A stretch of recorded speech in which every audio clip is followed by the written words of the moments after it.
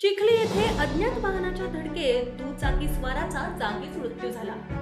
ही घटना गुरुवारी सकाळी 11:30 वाजण्याच्या सुमारास घडली। उत्तम भीमराव कुरणे वय वर्ष 42 असं या दुचाकीस्वाराचं नाव आहे। याबाबत पोलिसांकडून मिळालेली माहिती अशी, उत्तम कुरणे हे सकाळी आपल्या काकाच्या घरातून जेवण करून दुचाकीवरून चिखली येथे येत होते। दुचाकीवरून चिखली नोटाली रस्त्यावर ते आले असता त्यांना अज्ञात वाहनाने पाठीमागून धडक दिली।